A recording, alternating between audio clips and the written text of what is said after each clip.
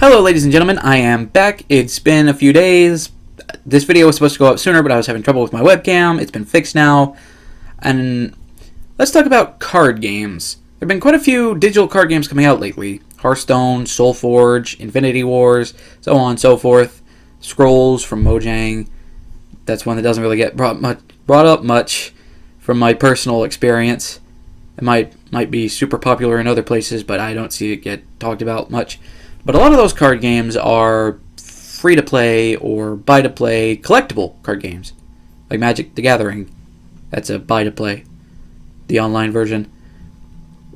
And they are collectible card games. You spend your free-to-play currency, or your real money in the case of Magic, to buy cards in booster packs that you get random cards from, and you put those into your deck and construct your deck from those cards.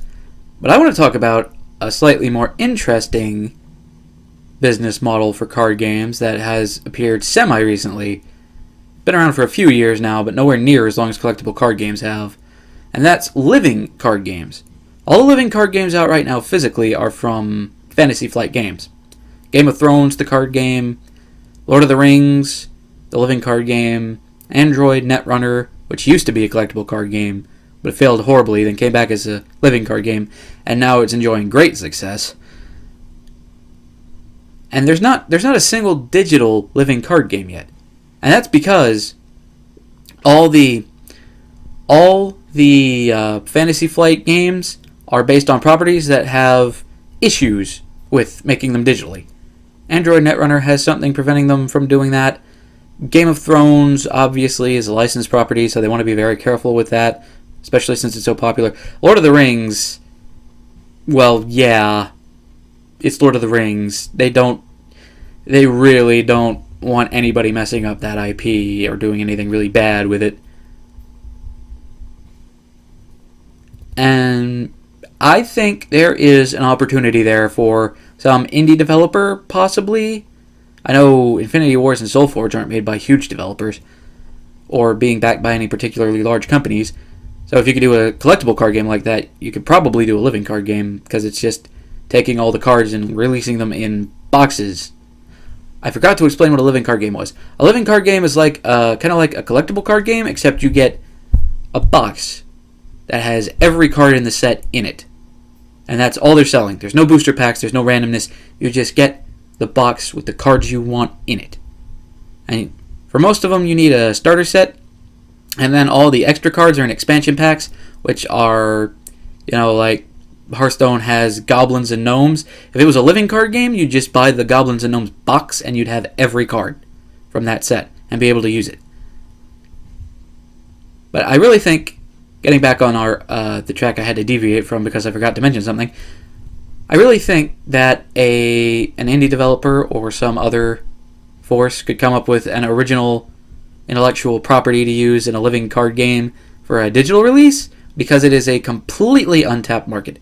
There might be quite a few people who are interested in card games and want to get into it, and can get into it digitally because or have to get into it digitally because they don't have friends nearby that play those cards, and they want to do it, but all the randomness and the potential cost really puts them off. A living card game would alleviate a lot of that. You just pay maybe $30 for the base game, maybe $40 if they put in a lot of cards, and then pay $15 for the expansions or something. I'm not a business professional. I don't really know what the prices should be, but I really do feel like it could work in an online market.